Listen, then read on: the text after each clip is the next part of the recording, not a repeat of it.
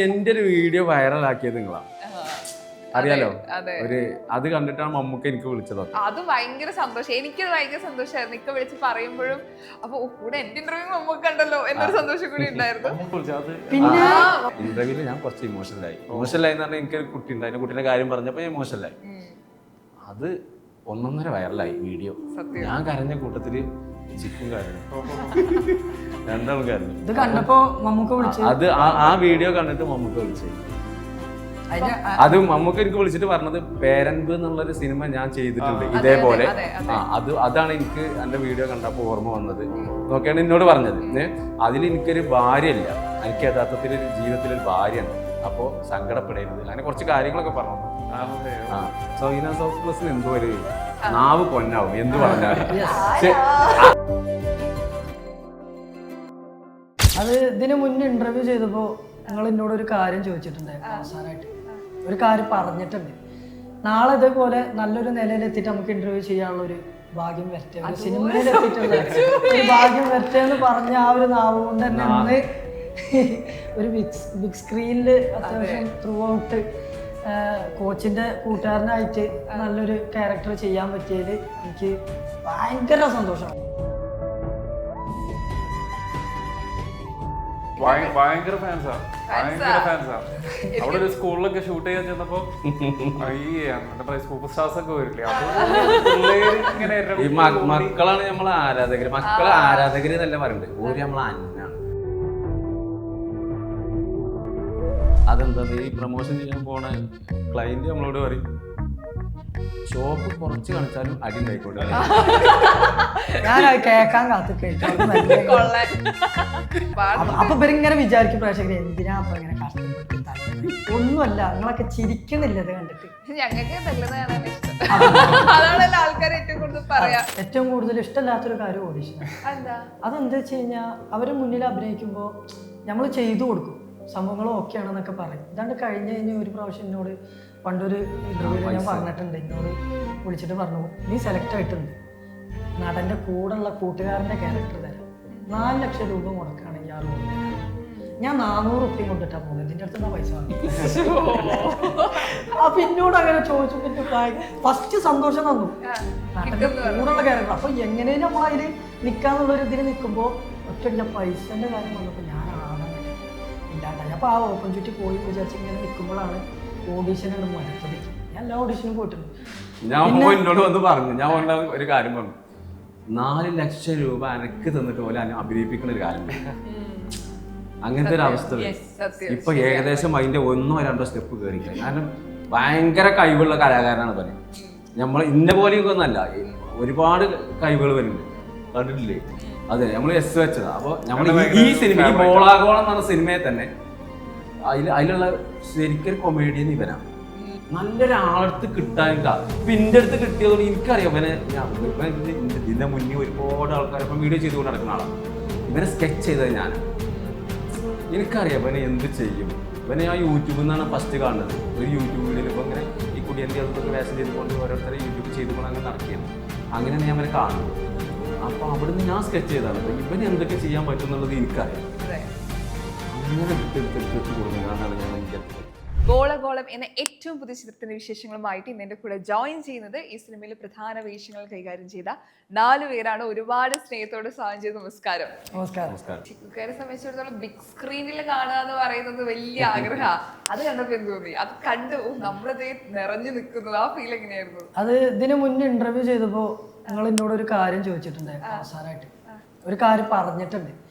നാളെ ഇതേപോലെ നല്ലൊരു നിലയിലെത്തിയിട്ട് നമുക്ക് ഇന്റർവ്യൂ ചെയ്യാനുള്ള ഒരു ഭാഗ്യം വരട്ടെ, ഒരു സിനിമയിൽ എത്തിയിട്ടുള്ള ഒരു ഭാഗ്യം വരട്ടെ എന്ന് പറഞ്ഞ ആ ഒരു നാവ് കൊണ്ട് തന്നെ ഇന്ന് ഒരു ബിഗ് സ്ക്രീനിൽ അത്യാവശ്യം ത്രൂ ഔട്ട് കോച്ചിന്റെ കൂട്ടുകാരനായിട്ട് നല്ലൊരു ക്യാരക്ടർ ചെയ്യാൻ പറ്റിയതിൽ എനിക്ക് ഭയങ്കര സന്തോഷമാണ്. കാരണം എൻ്റെ ലൈഫിലെ ഏറ്റവും വലിയൊരു ഭാഗ്യമാണ്.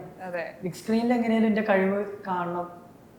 അപ്പോൾ അതിനോട് എനിക്ക് ഭയങ്കര സന്തോഷമായി. പോരാത്തതിന് ഈ പടം ഒരു നാടിൻ്റെ ഗ്രൗണ്ടിന് പിടിക്കുന്ന ഒരു കഥയോടനുബന്ധിച്ച് ലഹരിനെ ഒഴിവാക്കാനും പന്ത് കളിയിനോട് ഇൻട്രസ്റ്റ് കൂടാനും അതുപോലെ തന്നെ നാട്ടിൻ പുറം സ്നേഹം, സൗഹൃദവും, ഫൈറ്റും, എൻ്റർടൈൻമെൻറ്റും ഒക്കെ ഒരു അടങ്ങിയ ഒരു നല്ലൊരു പടമാണ്. കണ്ടപ്പോൾ തന്നെ ഭയങ്കര സന്തോഷമായി.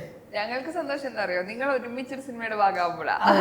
നേരത്തെ പോയി പറഞ്ഞ പോലെ സൈന സൗത്ത് പ്ലസിന് എന്തോ ഒരു നാവ് പൊന്നാവും എന്ത് പറഞ്ഞാലും. ആരാന്നല്ല, കാരണം എന്റെ ഒരു വീഡിയോ വൈറലാക്കിയത് നിങ്ങളാണ്, അറിയാലോ.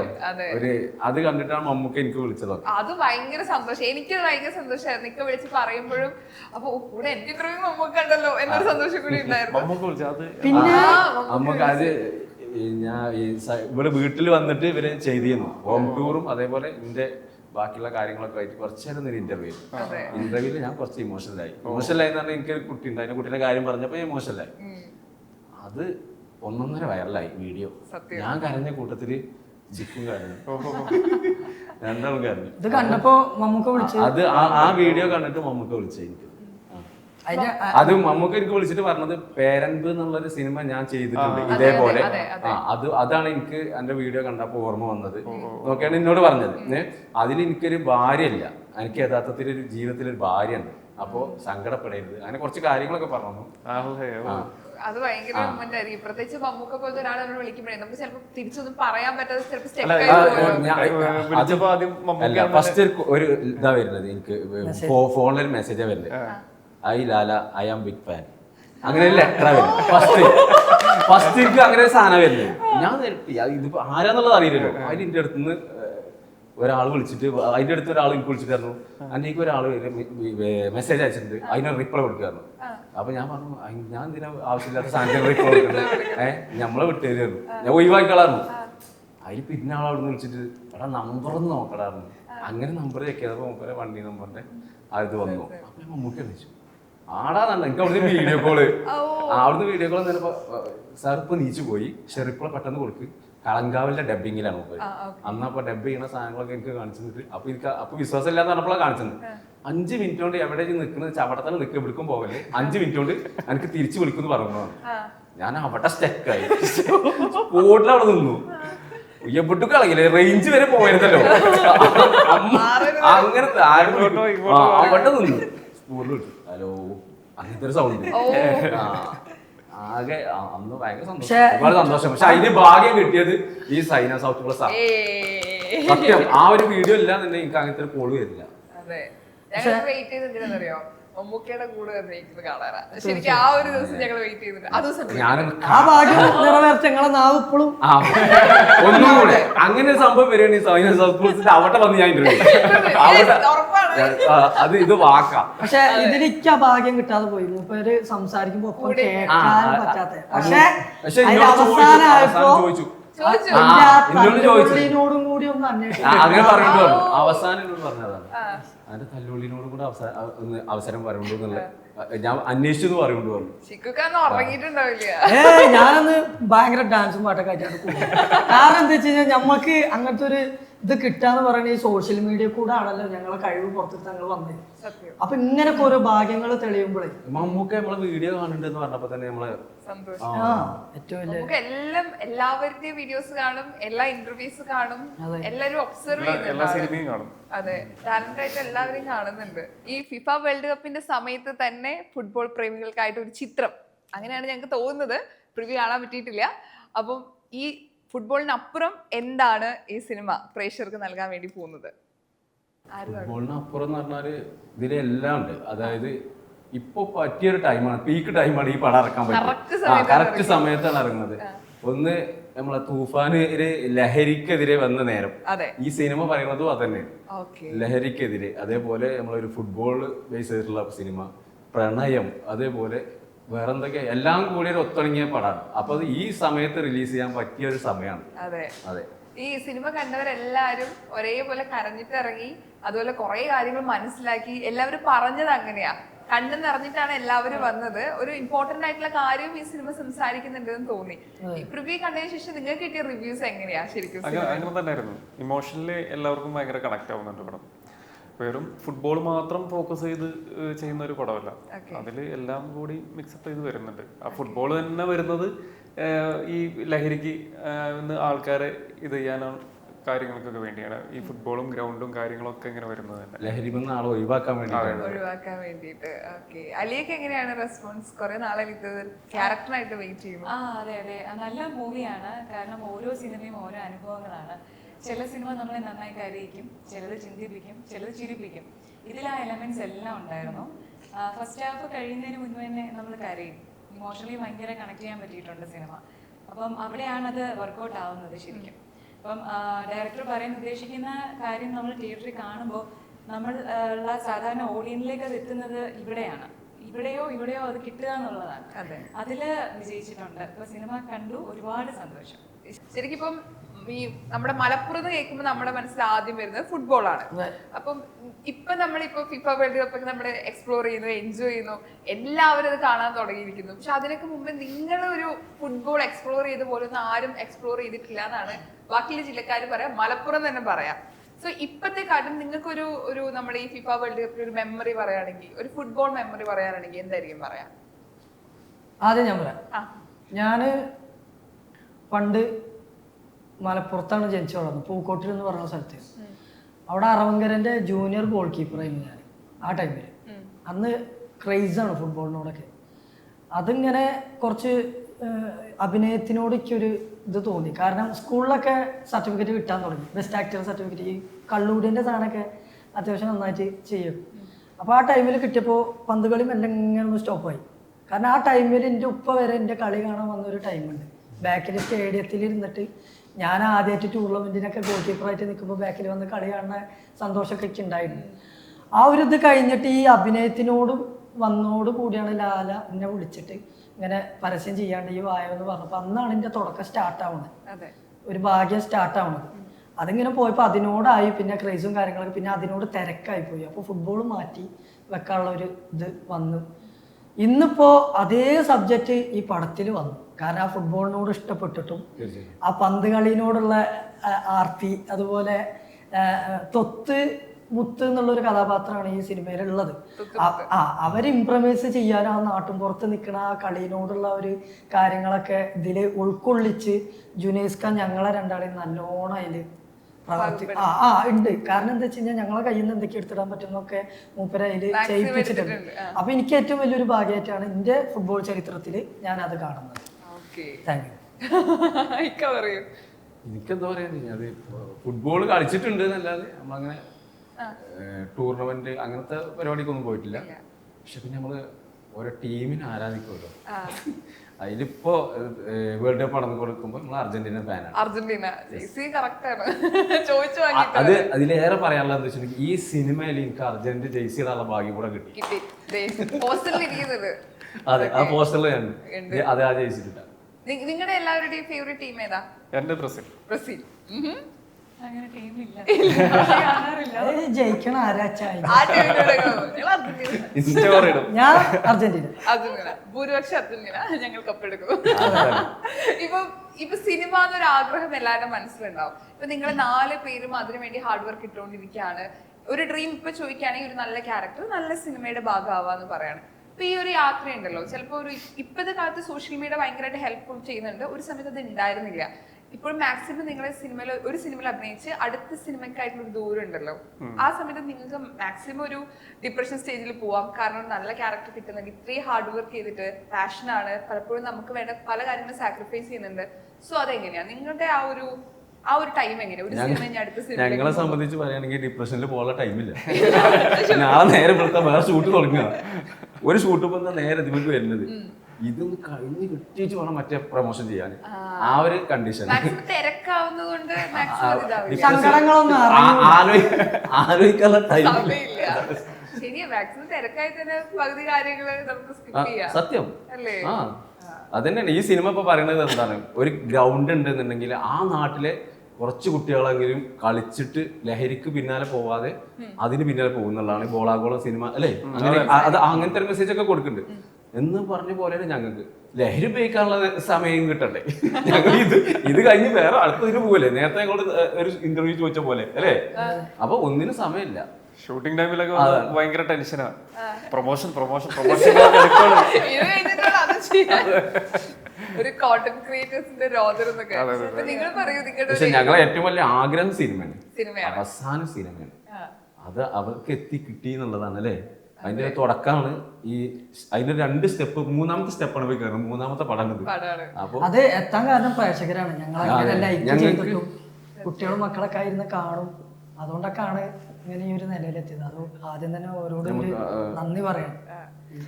ഭയങ്കര ഫാൻസാ. അവിടെ ഒരു സ്കൂളിലൊക്കെ ഷൂട്ട് ചെയ്യാൻ ചെന്നപ്പോ ഈ സൂപ്പർ സ്റ്റാർസ് ഒക്കെ വരില്ലേ, ഈ മക്കളാണ് നമ്മളെ ആരാധകര്. മക്കളെ ആരാധകര് എന്നല്ല പറയണ്ടത്, ഓര് നമ്മളെ അന്നാണ്. സത്യം അല്ലേ, ഓരില്ലാന്നിട്ട് ഞങ്ങളില്ല. അത് ഇന്നലെ ഞാൻ കണ്ടുട്ടോ, ഈ സിനിമ കണ്ടിട്ട് റിവ്യൂ പറഞ്ഞുകൊണ്ടിരിക്കുന്ന സമയത്ത് കൂടുതൽ ആൾക്കാർ സംസാരിക്കാൻ വേണ്ടി നിൽക്കുക, പക്ഷെ അവരെ വിഷമിപ്പിക്കാതെ ഫണ്ടടിച്ച് ശരിക്കും അത് മാനേജ് ചെയ്യാ. ശരിക്കും നിങ്ങളും ആ ഒരു എഫേർട്ട് ഇടുന്നല്ലോ. നിങ്ങൾ ചിലപ്പോ ഒരു ദേഷ്യത്തിൽ എന്തെങ്കിലും പറഞ്ഞാൽ അവർക്ക് ഭയങ്കരമായിട്ട് ഹേർട്ട് ചെയ്യും. അവര് എടുത്ത് നമ്മൾ എത്തിപ്പെട്ടിട്ട് നമ്മള് കുട്ടികളാണോ, നമ്മള് നേരെ നമുക്ക് ചാടണം. അതെ, ഡിപ്രഷന്റെ കാര്യത്തില് ചോദിച്ച പോലെ തന്നെ മൂപ്പർക്ക് ഭയങ്കര കുട്ടിന്റെ കാര്യത്തിലൊക്കെ ഡിപ്രഷൻ ഉള്ള ആളാണ്. ബട്ട് ഈ ഷൂട്ടിംഗ് ലൊക്കേഷനിൽ ഒരുപാട് ജനങ്ങൾ വന്ന് മതിലിന്റെ അവിടെ നിന്നൊക്കെ നോക്കി ഇങ്ങനെ വെക്കും. അപ്പൊ നമ്മളൊന്നും അവരോട് മിണ്ടാതെ വന്നു കഴിഞ്ഞാൽ അവരെന്താ വിചാരിക്കുക, ഇവരെന്താ മുണ്ടറും കൂടി ഇല്ലല്ലോ നമ്മള് കണ്ട ആൾക്കാർ. പക്ഷെ ഞങ്ങൾ എന്ത് ചെയ്യും, അഭിനയിക്കുകയും ചെയ്യും. അതിന്റെ 2 മിനിറ്റ് ഗ്യാപ്പ് ഇട്ടാണെങ്കിൽ നേരെ വിടുക അവരെടുത്തേക്ക്. എന്നിട്ട് അവിടെ എല്ലാവരോട് സംസാരിക്കുക, ചിരിപ്പിക്കുക. അത് ഞങ്ങൾക്ക് അങ്ങനെ ഒരു പ്രാക്ടീസ് ആയി. കാരണം അത്രയ്ക്ക് ഇഷ്ടമാണ് ഞങ്ങളോട് പ്രേക്ഷകർക്ക്. നിങ്ങൾ കൊടുക്കുന്ന നിങ്ങൾക്ക് കിട്ടിക്കൊണ്ടിരിക്കണേ, അതന്നെയാണ് ഇപ്പൊ നടന്നുകൊണ്ടിരിക്കുന്നത്. അതെ, പക്ഷെ അത് ഉണ്ടായതുകൊണ്ടാണ് നമുക്ക് സിനിമയ്ക്ക് എത്താൻ വേണ്ടിയിട്ട് ഒരു ഓഡീഷനോ കാര്യങ്ങൾക്കോ അല്ലെങ്കിൽ ഒരാളോട് ചാൻസ് ചോദിക്കേണ്ട അവസ്ഥ ഒന്നും വന്നിട്ടില്ല. അതൊരു ഭാഗ്യമാണ്. സിനിമയിൽ ചാൻസ് ചോദിച്ചിട്ട് നമ്മളതിലേറെ കഴിവുള്ള എത്രയോ ആൾക്കാർ ബാക്കിൽ നിൽക്കുന്നുണ്ടാവും, ഇഷ്ടം പോലെ ആൾക്കാരുണ്ടാവും. പക്ഷെ നമുക്ക് നോക്കാം, നമ്മളെ ഭാഗ്യം ഈ ഒരു റീൽസിലൂടെ നമ്മൾ അറിഞ്ഞിട്ടുള്ള ഒരു വിളിക്കുന്നത്, അത് വലിയൊരു ഭാഗ്യമാണ്. തീർച്ചയായിട്ടും ഒരുപാട് ഓഡീഷനിലൊക്കെ ഞാൻ പോയിട്ടുണ്ട്. ഇപ്പൊ എനിക്ക് ഏറ്റവും കൂടുതൽ ഇഷ്ടമില്ലാത്തൊരു കാര്യം ഓഡീഷൻ. അതെന്താ വെച്ച് കഴിഞ്ഞാൽ അവര് മുന്നിൽ അഭിനയിക്കുമ്പോൾ നമ്മൾ ചെയ്തു കൊടുക്കും, സംഭവങ്ങളും ഓക്കെ ആണെന്നൊക്കെ പറയും. ഇതാണ്ട് കഴിഞ്ഞ ഒരു പ്രാവശ്യം എന്നോട് പണ്ടൊരു ഇന്റർവ്യൂവിൽ ഞാൻ പറഞ്ഞിട്ടുണ്ട്, എന്നോട് വിളിച്ചിട്ട് പറഞ്ഞു, നീ സെലക്ട് ആയിട്ടുണ്ട്, നടന്റെ കൂടെയുള്ള കൂട്ടുകാരന്റെ ക്യാരക്ടർ തരാം, 4 ലക്ഷം രൂപ മുടക്കുകയാണെങ്കിൽ ആ റോള് തരാം. ഞാൻ 400 റുപ്യം കൊണ്ടിട്ടാ പോകുന്നത്, ഇതിന്റെ അടുത്ത് പൈസ വാങ്ങി. അപ്പൊ എന്നോട് അങ്ങനെ ചോദിച്ചു. പിന്നെ ഫസ്റ്റ് സന്തോഷം തന്നു, നാട്ടിന്റെ കൂടെയുള്ള ക്യാരക്ടർ. അപ്പൊ എങ്ങനെയും നമ്മളതിൽ നിക്കാന്നുള്ളൊരു ഇതിന് നിൽക്കുമ്പോ ഒറ്റയടിച്ച പൈസന്റെ കാര്യം വന്നപ്പോ ഞാൻ ആകാൻ കട്ടി ഇല്ലാണ്ടായി. അപ്പൊ ആ ഓപ്പർച്യൂണിറ്റി പോയി എന്ന് വിചാരിച്ച് ഇങ്ങനെ നിൽക്കുമ്പോഴാണ് ഓഡീഷൻ ഉണ്ട് മടുത്തതിക്ക്. ഞാൻ എല്ലാ ഓഡീഷനും പോയിട്ടുണ്ട്. ഞാൻ എന്നോട് വന്ന് പറഞ്ഞു, ഞാൻ ഒരു കാര്യം പറഞ്ഞു, 4 ലക്ഷം രൂപ എനക്ക് തന്നിട്ട് പോലെ അഭിനയിപ്പിക്കുന്ന ഒരു കാര്യം വരും. അങ്ങനത്തെ ഒരു അവസ്ഥ വരും. ഇപ്പൊ ഏകദേശം അതിന്റെ 1ഓ 2ഓ സ്റ്റെപ്പ് കയറിക്കാം. കാരണം ഭയങ്കര കഴിവുള്ള കലാകാരനാണ് പല. നമ്മൾ ഇന്ന പോലെയൊക്കെ ഒന്നല്ല, ഒരുപാട് കഴിവുകൾ വരുന്നുണ്ട്, കണ്ടിട്ടില്ലേ? അതെ, നമ്മൾ എസ് വെച്ചതാ. അപ്പൊ നമ്മൾ ഈ സിനിമ, ഈ ബോളാഗോളം എന്ന് പറഞ്ഞ സിനിമയെ തന്നെ അതിലുള്ള ശരിക്കൊരു കൊമേഡിയൻ ഇവനാണ്. സസ്പെൻസ് ഒന്നല്ല, കൊമേഡിയൻ ഇവനായിട്ടാണ് അതിൽ അല്ലേ അതിൽ ചെയ്തിട്ടുള്ളത്. അപ്പൊ ഒരുപാട് ഉയരങ്ങളിൽ പോയി എത്തും. നല്ലൊരാളടുത്ത് കിട്ടാനിട്ടാ. ഇപ്പൊ എന്റെ അടുത്ത് കിട്ടിയതുകൊണ്ട് എനിക്കറിയാം ഇവനെ. ഇതിന്റെ മുന്നേ ഒരുപാട് ആൾക്കാരപ്പം വീഡിയോ ചെയ്തുകൊണ്ട് നടക്കുന്ന ആളാണ്. ഇവനെ സ്കെച്ച് ചെയ്തത് ഞാനാ. എനിക്കറിയാം ഇവനെ എന്ത് ചെയ്യും.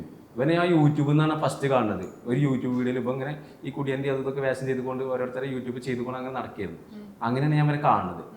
അപ്പൊ അവിടുന്ന് ഞാൻ സ്കെച്ച് ചെയ്താണ് ഇവന് എന്തൊക്കെ ചെയ്യാൻ പറ്റും എന്നുള്ളത് എനിക്കറിയാം. അങ്ങനെ എടുത്ത് കൊടുക്കുന്ന കാണ്ടാണ് ഞാൻ എന്റെ അടുത്തേക്ക് എത്തിച്ചത്. കറക്റ്റ് സ്ഥലത്താണ് വന്നു. അതൊരു ഭാഗ്യം. അവിടുന്നാണ് ഒരു ഗ്രാഫ് ഭയങ്കരമായിട്ട് ഉയർന്നത്. അതെ, തീർച്ചയായിട്ടും. കാരണം ജോലി സമയത്ത് അങ്ങനെ ഒരു മെയിൻ നടന് പോലും കിട്ടൂല. നമ്മൾ പുറത്തൊക്കെ ഇറങ്ങിയാൽ നമ്മളെ ആൾക്കാരെ അറിയാം. പൈസ കൊടുത്താ കിട്ടണം മുതലാണോ അത്? അല്ല. എത്ര കോടിക്കണക്കിന് ഉറപ്പ് കൊടുത്താൽ ഒരാൾ ചിലപ്പോൾ ഫോട്ടോ എടുക്കാൻ പറയുമ്പോൾ എടുക്കൂല. അത് പൈസ കൊടുത്താൽ കിട്ടാത്തൊരു സാധനമാണ്. ഈ താഴ്ന്ന ലെവലിൽ നിന്ന് വരുന്ന ആൾക്കാരെ ഉയർത്താൻ വേണം ഒരു മനസ്സ്.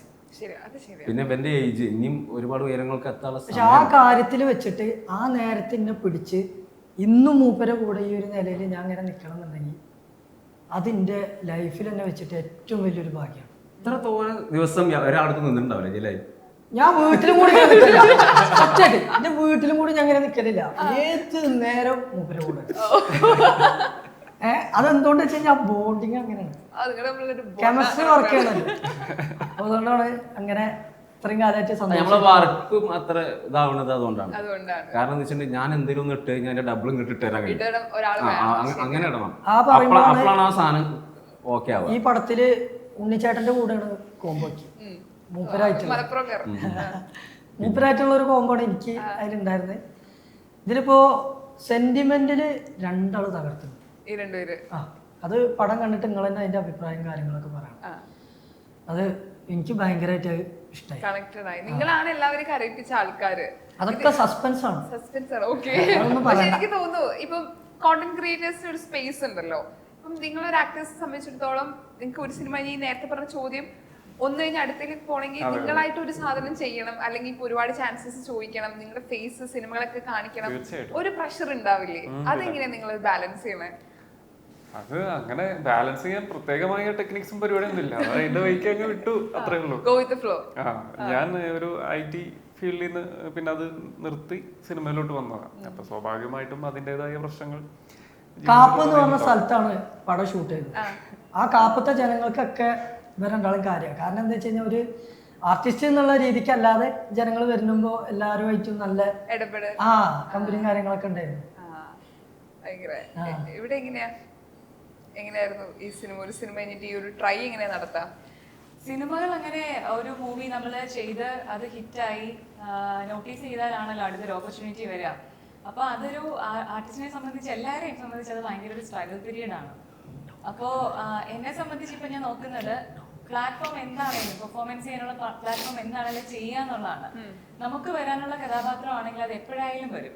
ആ ഒരു സിഗ്നേച്ചർ നമുക്ക് മാത്രമേ ചെയ്യാൻ പറ്റുള്ളൂ. അപ്പൊ അത് ആലിയക്ക് ചെയ്യാനുള്ളതാണെങ്കിൽ അത് ആലിയയുടെ തന്നെ വരും. ഏത് ഇയറിലാണെങ്കിലും അത് സംഭവിക്കും. അതുവരെ അത് വരുന്ന രീതിയിൽ മിണ്ടാതെ വെറുതെ ഇരിക്കാതെ നമുക്ക് ചെയ്യാനുള്ള കാര്യങ്ങൾ ചെയ്യാം. അപ്പൊ എനിക്ക് ഒരു ഗ്യാപ്പില് കുക്കു ടിവിയുടെ മൈക്രോ ഡ്രാമാസ് ഒക്കെ വന്നിട്ടുണ്ടായിരുന്നു, തമിഴും മലയാളവും ഒക്കെ. അതൊക്കെ ചെയ്തു. പിന്നെ ZTVയിൽ ഇപ്പോൾ ഒരു പ്രോജക്റ്റ് ചെയ്യുന്നുണ്ട്. അപ്പൊ അതിന്റെ പിന്നാലെയാണ്. അപ്പൊ നല്ല സിനിമകൾ വരുമ്പോൾ കിട്ടും എന്നുള്ള പ്രതീക്ഷയിൽ അങ്ങനെ മൂവ് ചെയ്യും. ഈ നിങ്ങളുടെ ഒരു കാലഘട്ടത്തില് ഇപ്പം മാക്സിമം പുറത്തു പോവാ, പാടത്ത് കളിക്കുക, ഫുട്ബോൾ ക്രിക്കറ്റ് കാര്യത്തിൽ ആക്റ്റീവ് ആയിരിക്കാം. ഇന്നത്തെ കുട്ടികൾ മാക്സിമം ഫോണിലായി, വീട്ടിനകത്തായി, പാരന്റ്സ് തന്നെ ചിലപ്പോൾ ബിസി ലൈഫ്. ഇന്നത്തെ കുട്ടികൾ അതുകൊണ്ടാണ് ഈ തൂഫാൻ വൈത്താല കൂടുന്നത്. അതെ, എല്ലാരും ഈ ഫോണിലും ഈ കളികളും കാര്യങ്ങളും ഇല്ലാത്തതുകൊണ്ടാണ് ഈ തൂഫാനർക്കൊക്കെ എത്ര റിസ്ക് ഇത്ര പണിയെടുക്കേണ്ട ആവശ്യം വന്നത്. അല്ലെങ്കിൽ ഈ ഗ്രൗണ്ട് കാര്യങ്ങൾ പഴയ പോലത്തെ ഈ ഫോൺ അധികരിച്ചത് അങ്ങനത്തെ ഒരുപാട് സംഭവങ്ങൾ വന്നിട്ടില്ലായിരുന്നെങ്കിൽ കുറേ ആൾക്കാർ ലഹരിക്ക് വരില്ലായിരുന്നു. ലഹരിക്ക് അഡിക്റ്റ് ആവാൻ കാരണം അതാണ്. കളികളും കാര്യങ്ങളൊക്കെ പൊതുവെ മൊത്തത്തിൽ ഒന്ന് സ്റ്റക്കായി. അതാണ് സംഭവം. എന്നും രാവിലെ ഷട്ടിൽ കളിക്കുന്ന ആളാണ്. ഡെയിലി പുറത്ത് ചാടുക, ഷട്ടിൽ കളിക്കുക, ശരീരം അങ്ങനെ ജിമ്മിനൊന്നും പോയിട്ടില്ല. പക്ഷെ നമ്മള് കുളത്തിൽ കുളിക്കാൻ പോവുക, കുറച്ച് നേരെങ്കിലും ആ സാധനം നമുക്ക് കിട്ടണം. ഒരു ഫിറ്റ്നസ് എപ്പോഴും ഭയങ്കര ഇമ്പോർട്ടന്റ് ആണ്. നിർബന്ധം എനിക്കല്ലേ കൊള്ളണത്. ശരിക്കും ഈ അടിക്കുന്നത് കൊള്ളാറുണ്ടോ? അതൊക്കെ ഒരു ആക്ടിങ് അല്ല മതി. പക്ഷെ ചില വീഡിയോസുകളിലൊക്കെ കൊടോ ചൂലോ അങ്ങനത്തെ കല്ലുകളൊക്കെ മുന്നിലുണ്ടാകുമ്പോ ഇതിന് ഹൈറ്റിൽ ചാടണം, എന്നാലൊക്കെ ആ ടൈമിങ് കിട്ടുള്ളൂ അങ്ങനെ ഉണ്ടാക്കാന്. അപ്പോ ചിലത് കല്ലും കൊടൊക്കെ മുന്നിലുണ്ടാകുമ്പോ ചിലപ്പോ തെന്നിയിട്ട് ചിലപ്പോ ഒന്ന് കൊള്ളാം. ഈ കൊള്ളുമ്പോ എന്ത് ചെയ്യും? അവിടെ നിർത്തൂല. അഭിനയിച്ച് കഴിഞ്ഞതിന് ശേഷം അവര് കട്ട് പറഞ്ഞിട്ട് എങ്ങനെ പറ്റുള്ളൂ. എന്റെ കയ്യിൽ മൂപ്പരെ കവളത്തും കൊണ്ടിട്ടുണ്ട്, മൂപ്പരെ കൈ കൊണ്ട് എന്റെ കവളത്തും കൊണ്ടിട്ടുണ്ട്. ഇതിന്റെ പുറകെ ഒരു കഷ്ടപ്പാട്. അപ്പൊ ഇവരിങ്ങനെ വിചാരിക്കും പ്രേക്ഷകര്, എന്തിനാ അപ്പൊ ഇങ്ങനെ കഷ്ടപ്പെട്ട് തല്ലണത്? ഒന്നുമല്ല, നിങ്ങളൊക്കെ ചിരിക്കണില്ല ഇത് കണ്ടിട്ട്. ഞങ്ങൾക്ക് നല്ലതാണ് ഇഷ്ടം. അതാണല്ലോ ആൾക്കാർ ഏറ്റവും കൂടുതൽ പറയാ. ഒരു വീഡിയോയിൽ അത് കണ്ടില്ലെങ്കിൽ ഒരു സമാധാനക്കേടാണ്. അതെന്താന്ന് ഈ പ്രൊമോഷൻ ചെയ്യാൻ പോണ ക്ലയന്റ് നമ്മളോട് പറയും, ഷോപ്പ് കുറച്ച് കാണിച്ചാലും അടി ഉണ്ടായിക്കോട്ടെ. ഞാനത് കേക്കാൻ കാത്തു. ഇവനെ കേട്ട ഉടനെ. പക്ഷെ ഈ പടത്തില് കോയ കുഞ്ഞാപ്പൂ നല്ല കേട്ടോ. അല്ല, ഞാൻ ട്രെയിലർ കണ്ട സമയത്ത് കുറച്ച് ഇമോഷണൽ സീൻ ആയാലും ഒരു ആള് കുറച്ചും കൂടി പെർഫോമൻസിന് ഭയങ്കര ഇമ്പോർട്ടൻസ് കൊടുത്തിട്ടുണ്ട്. ഞങ്ങള് 4 പേർക്ക് ഇമോഷൻ, രണ്ടുപേരും നല്ല ഇമോഷണലി നല്ല അടിപൊളിയായിട്ട് ചെയ്തിട്ടുണ്ട്. നമ്മൾ കാണാത്തൊരു വേർഷൻ ഇവരില് കാണാം. അത് പുതിയതല്ലേ? ഇപ്പൊ നമുക്ക് ഒരു ഡയറക്ടർ ആയാലും പുതിയതായിട്ട് ട്രൈ ചിരിപ്പിച്ച് ഇങ്ങനെ നടക്കണതിന്റെ ഇടയിൽ പെട്ടെന്ന് കാര്യപ്പിക്കും അല്ലേ? പക്ഷെ അതില് കോമഡി ഉണ്ട്, എല്ലാതും കൂടെ ഒത്തുണങ്ങിയ ഒരു പടമാണ്. നിങ്ങൾക്ക് ചെയ്യാൻ ഏറ്റവും ബുദ്ധിമുട്ടുള്ള ഇമോഷൻ ഏതായിരിക്കും? പെർഫോം ചെയ്യാൻ. ഇപ്പൊ ആർട്ടിസ്റ്റ് വെച്ച് എല്ലാം ചെയ്യണം, പെർഫോം ചെയ്യണം, എങ്കിലും ഇത് കുറച്ച് പാടാണെന്ന് തോന്നിയിട്ടുള്ള ഒരു ഇമോഷൻ എന്തായിരിക്കും? എല്ലാരോടാണോ? ആ, കോമൺ ആയിട്ട്. പിന്നെ ഞങ്ങളനുബന്ധിച്ച് ഏതൊരു ക്യാരക്ടർ തന്നാലും അത് എത്രത്തോളം ഭംഗിയാക്കാന്ന് നോക്കണം. അത് സെന്റിമെന്റ് ആയാലും ശരി, കോമഡി ആണെങ്കിലും ശരി, റൊമാൻറ്റിക് ആണെങ്കിലും ശരി, എന്താണെങ്കിലും അത് മാക്സിമം എത്രത്തോളം ഇമോഷണലി ചെയ്യണമെങ്കിൽ ആ കഥ എന്താന്നുള്ളത് ഉള്ളിൽ കൊള്ളണം. ആ സാധനം വരുമ്പോ ഫസ്റ്റ് ഇവിടുന്ന വരിക. അപ്പോളെ കരച്ചിലും കാര്യങ്ങളും വരുള്ളൂ. അതിന് കണ്ണിൽ പൊടിയിട്ട് ഗ്യാസ് ഇതൊന്നും വേണ്ട, അതിന്റെ ആവശ്യമില്ലാതെ തന്നെ വരും. ലൈവായിട്ട് നിന്നൊന്ന് കരയിപ്പിച്ചിട്ടുണ്ട് അല്ലെ സ്പോട്ടില്. ഞാൻ എന്തെങ്കിലും ഇട്ടോ ലൈവായിട്ട് നമ്മൾ കരഞ്ഞു. നമ്മുടെ ഉള്ളിൽ എന്തെങ്കിലും ഒരു വിഷമം ഉണ്ടെന്നുണ്ടെങ്കിൽ ആ സാധനം ആ നേരത്തെ പുറത്ത് ചാടും. അത് കഥ കേട്ട് കഴിഞ്ഞാലായാലും ശരി, എന്തായാലും ശരി. ഇപ്പൊ അങ്ങോട്ട് പോവും, ആ കഥയിലേക്ക് പോകും പെട്ടെന്ന്. ഓക്കെ, ഇത് പറയാൻ വന്നു ഇദ്ദേഹത്തിന്റെ പെർഫോമൻസിനെ കുറിച്ചാണ്. അതെ, ഫൈറ്റ് ചെയ്ത് കിടക്കുന്ന നേരത്താണ് ഞാൻ അവിടെ വരുന്നത്. അങ്ങനത്തെ ഓരോ സീക്വൻസ് വരുമ്പോഴാണ് അതിൽ ഇമോഷണൽ ആ സിനിമയിൽ അങ്ങനെ വർക്കാവുന്നത്. ഇതില് ഭയങ്കര ലൗഡ് ആയിട്ടുള്ള ഒരു ക്യാരക്ടർ അല്ലോ, ഭയങ്കര കാം ആയിട്ടുള്ള ഒരു ക്യാരക്ടർ. അത്തരം ക്യാരക്ടർ വരുന്ന സമയത്ത് കുറച്ചും കൂടി പാടാണ്, കുറച്ചും കൂടി കാമായി നമ്മൾ പെർഫോം ചെയ്യണം. അതെങ്ങനെയായിരുന്നു? ഇല്ല, അത് എന്നെ സംബന്ധിച്ച് ഈ കോമഡി ക്യാരക്ടേഴ്സ് ചെയ്ത് പ്രതിഫലിപ്പിക്കുക എന്നുള്ളത് കുറച്ച് ടഫ് ആയിട്ടുള്ള കാര്യമാണ്. സീരിയസ് ആയിട്ടുള്ളതും ഇമോഷനും പെട്ടെന്ന് എനിക്ക് കണക്ട് ആവും. അങ്ങനെ ഒരു അഡ്വാൻറ്റേജ് ഉണ്ടായിരുന്നു ഈ ഒരു ക്യാരക്ടറിന്. പിന്നെ മൂവി കണ്ടു കഴിഞ്ഞപ്പോൾ പേഴ്സണലി എനിക്ക് എന്റെ കഥാപാത്രത്തോട് അഖില് ചെയ്യുന്നത് മുത്തു എന്ന് പറയുന്ന ആ ക്യാരക്ടറാണ്. അപ്പൊ മുത്തുവിനോട് ഇങ്ങനെ ചെയ്യേണ്ടിയിരുന്നില്ല, കുറച്ച് സപ്പോർട്ട് ചെയ്യാമായിരുന്നു എന്ന് തോന്നി. ഫിലിം കണ്ടു കഴിഞ്ഞിട്ട് ഞാൻ അഖിലിനോട് ചോദിച്ചു, ഞാനൊന്ന് ഹഗ് ചെയ്തോട്ടെ. അവിടെ ചെയ്യാൻ പറ്റാത്ത കാര്യം മനസ്സുകൊണ്ട് പുറത്തെങ്കിലും ചെയ്യാൻ പറ്റി, എനിക്ക് സമാധാനമായി. ഞങ്ങള് ക്ലാപ്പ് ചെയ്ത എന്താന്ന് നമ്മളെ പടം കണ്ട് ഫസ്റ്റ് ചോദിച്ചത് അതാ. അഖിൽ ചേട്ടൻ ഇപ്പൊ ഇത്രയും പറയുമ്പോ ക്യാരക്ടർ അനായാസം ചെയ്തു എന്നാണ് എനിക്ക് മനസ്സിലായത്. ഭയങ്കര ഇമോഷണൽ ആയിട്ടുള്ള ഒരു ഇമോഷണലി അഖിൽ ഒന്നും ചെയ്തിട്ടില്ല, അഖിൽ അതിൽ ജീവിക്കുകയായിരുന്നു. ചെയ്തിട്ടില്ല ആളും ഞെട്ടി, അതിൽ ജീവിക്കുകയായിരുന്നു. അതുകൊണ്ട് തന്നെ അത് പെട്ടെന്ന് അത് വർക്ക്ഔട്ട് ആയി. നമ്മള് കരഞ്ഞത് തന്നെ അഖിൽ അതിൽ ജീവിക്കുന്നത് കൊണ്ടാണ്. അഖിൽ അതിൽ വിജയിച്ചു. Thank you so much. പടം ഈ പ്രീമിയർ ഷോ കഴിഞ്ഞ് ഒരുപാട് പേര് ഇങ്ങനത്തെ റെസ്പോൺസസ് പറഞ്ഞായിരുന്നു. ഒരുപാട് സന്തോഷം. അതൊരു ആർട്ടിസ്റ്റ് വെച്ചിട്ട് ഭയങ്കര സപ്പോർട്ട്. നല്ലത് പറയാന്ന് പറയുന്നത് ആൾക്കാർ പറയുന്നത് വളരെ കുറവാണ്, അത് കിട്ടുമ്പോ അത് ഭയങ്കര സന്തോഷമായിരിക്കുമല്ലോ. അതും ആ ക്യാരക്ടറായി തന്നെ മാറി അങ്ങനെ തന്നെ അത് കണ്ടിന്യൂ ചെയ്തു എന്ന് പറയുന്നതൊക്കെ ഭയങ്കര നമുക്ക് ഭയങ്കര. നമ്മള് മലപ്പുറം ഭാഷയാണ്, സ്ലാങ് മലപ്പുറം അത് മലപ്പുറം. അപ്പൊ ഇവർക്ക് അത് ടഫായി തോന്നിയിട്ടുണ്ടാവും, പക്ഷെ അത് ബോറായിട്ട് തോന്നുന്നില്ല. അതേപോലെ ഞങ്ങള് സംസാരിക്കണ നമ്മളെ ഈ സംസാരം തന്നെ ഒരു അതിൽ സംസാരിച്ചിട്ടുണ്ട്. ഞാൻ ഇന്നലെ ലിരിസ്കാരോട് ചോദിച്ചപ്പോൾ അഖിലേട്ടനെ ഫസ്റ്റ് കണ്ടെന്നേ എനിക്ക് ശിവകാർത്തികേയനെ ഭയങ്കര ഇല്ലേ, ഞാൻ ഇടയ്ക്കിടയ്ക്ക് ഒന്ന് കെട്ടിപ്പിടിക്കും. അല്ലെ, അത് എന്താ വെച്ചാലേ ആളാ കാട്ടിക്കൂട്ടലും ആ കാര്യങ്ങളൊക്കെ മാനേജൊക്കെ അങ്ങനത്തെ ഒരു സംഭവം ഉണ്ട് മൂപ്പരെ കയ്യില്. എനിക്ക് ഇതുവരെ അങ്ങനെ തോന്നിയിട്ടില്ല. പക്ഷെ ഇവൻ പറഞ്ഞു എനിക്ക് ആ ഫൈറ്റിന്റെ സമയത്തൊക്കെ നല്ലൊരു എനിക്ക് ദേവ്മോഹന്റെ ഒരു തോന്നിയിട്ടുണ്ട്. ആരെയും പറഞ്ഞിട്ടുണ്ടോ? പറഞ്ഞിട്ടുണ്ട്. ഈ പൊതുവെ നമുക്ക് നമ്മുടേതായിട്ട് ഒരു സ്റ്റൈല് വേണമെന്നുണ്ട് പറയാം. ഇപ്പൊ നമുക്ക് നമ്മൾ ആർട്ടിസ്റ്റിനെ പോലെ തോന്നുന്നു എന്ന് പറയുമ്പോൾ ശരിക്കും നിങ്ങളുടെ ഫീലിങ്സ് ചെയ്ത് അത് സന്തോഷമാണോ? സന്തോഷമല്ല ശരിക്കും, കാരണം ഓൾറെഡി ആ ഒരു ആർട്ടിസ്റ്റ് ആണല്ലോ. അപ്പൊ അങ്ങനെ ഒരു റിസംബ്ലൻസ് പറയുന്നത് നമുക്കും ഒരു ഇത് തന്നെ. ഈ താടിമുടിയാണ് മെയിൻ ആയിട്ടുള്ളത്. ഈ താടിമുടി വളർത്തിയ ഒരുപാട് ആൾക്കാർ അപ്പൊ ഇങ്ങനെ സിമിലാരിറ്റീസ് തോന്നും. ഒബ്വിയസ്ലി അത് തോന്നും. താടിമുടിയൊക്കെ പഠിച്ചു കഴിഞ്ഞാൽ വേറെ ലുക്ക് തന്നെയാണ്.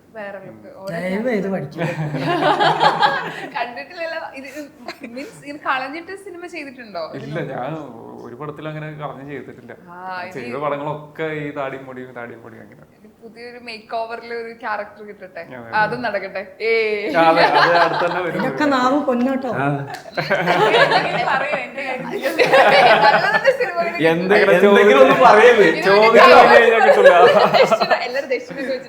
രണ്ടെണ്ണം കറക്റ്റ് ആയിട്ടുണ്ട്. ഇതുവരെ ചോദിച്ചു വാങ്ങി കഴിഞ്ഞാൽ കിട്ടൂല, ആള് മത്സരിച്ച് ഇങ്ങനെ പറയണം. ഈ സിനിമ നിങ്ങൾക്ക് എല്ലാവർക്കും ഫേവറേറ്റ് ആയിട്ടുള്ള ഒരു സിനിമയാണ്. നിങ്ങൾ ഈ സിനിമയുടെ കഥ കേൾക്കുമ്പോൾ നിങ്ങൾക്ക് ഇത് എന്തായാലും ചെയ്യണം എന്നൊരു തോന്നൽ വന്നിട്ടുണ്ടാവും. അപ്പോൾ സിനിമ ചെയ്യുന്നതിനപ്പുറം ഒരുപാട് സ്ക്രിപ്റ്റുകൾ കേൾക്കുന്നുണ്ടെങ്കിലും ഈ ഒരു സിനിമ ചെയ്യാം എന്നത് തീരുമാനം എടുക്കുന്ന റീസൺ എന്തായിരിക്കും?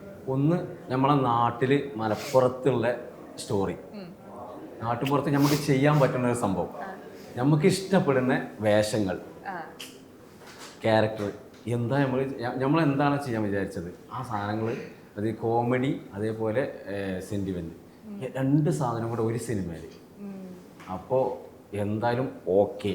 ഇവന് മലപ്പുറത്തും കൂടെ ആകുമ്പോൾ നിങ്ങൾക്ക് മാത്രം എക്സ്പ്ലോർ ചെയ്യാൻ പറ്റുന്ന കുറച്ച് കാര്യമുണ്ടല്ലോ, മാത്രം അറിയുന്ന കുറച്ച് കാര്യമുണ്ടല്ലോ, അത് ഭയങ്കര പ്രിവിലേജ്. അത് കത്തിക്കാൻ പറ്റും, കാരണം നമ്മളെ സ്ലാങ് ആണ്. നമ്മൾ എന്ത് പറഞ്ഞു എന്നുള്ള പ്രേക്ഷകർക്ക് പെട്ടെന്ന് മനസ്സിലാവും, ക്യാച്ച് ചെയ്യാൻ പറ്റും. ഇവർക്കാണ് ഞാൻ പറഞ്ഞില്ലേ അതിൽ ചിലപ്പോൾ ബുദ്ധിമുട്ടുണ്ടായിട്ടുണ്ടാവും, പക്ഷെ ഒരു അങ്ങനെ അതിൽ കാണില്ല. പടത്തിൽ നമ്മളെ നാട്ടുകാരുടെ പോലെ. ഇതെങ്ങനെ പഠിച്ച ഭാഷ സിനിമ? ഇല്ല, എനിക്ക് മലബാർ സൈഡ് ഒരുപാട് ഫ്രണ്ട്സുകളുണ്ട്. ഞാനൊക്കെ ഉണ്ടല്ലോ. ഞാൻ ഇതിനു മുമ്പും സിനിമ ചെയ്തിട്ടുണ്ട്. മലബാർ സൈഡ് സിനിമ ഇവര് എത്ര വൃത്തിയുള്ള ഭാഷയായിട്ട് വന്നിട്ടും കാര്യമില്ല.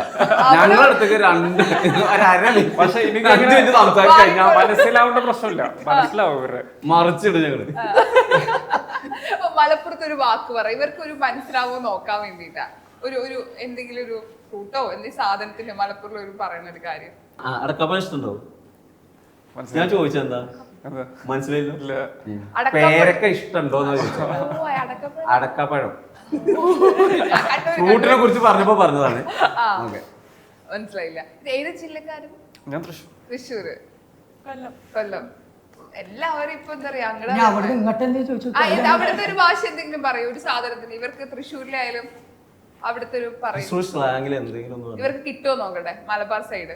അല്ല, അവിടുത്തെ അങ്ങനെ വലിയ പിടുത്തം കിട്ടാത്ത പരിപാടികളൊന്നും ഇല്ല.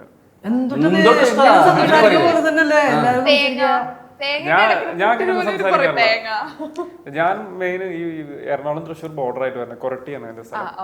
അപ്പൊ പിന്നെ അങ്ങനെ തൃശ്ശൂർ പ്രോപ്പർ സ്ലാങ് എനിക്ക് അങ്ങനെ കയറി വരാറില്ല. ഇവിടെ ഇല്ല, അങ്ങനെ ഒന്നും ഉണ്ടെന്ന് തോന്നില്ല. കൊല്ലമല്ലേ, മനസ്സിലാകും ഭാഷകൾ. മാക്സിമം കേരള അറ്റം തൊട്ട് ഈ അറ്റം വരെ എല്ലാ ഭാഷയാണ് പഠിച്ചേക്കാറുണ്ട് ആ സ്ലാങ്. ശരിക്കും ഇപ്പൊ നിങ്ങളൊരു ആർട്ടിസ്റ്റ് എന്നില്ലേ, നിങ്ങൾക്ക് സജീവമായിട്ട് സിനിമ കിട്ടാൻ വേണ്ടി പോവാണെങ്കിൽ നിങ്ങൾ 4 പേർക്കും പല ഭാഷകൾ നിങ്ങൾ കൈകാര്യം ചെയ്യണം. അതെ, നാവ് പൊന്നാവട്ടെ.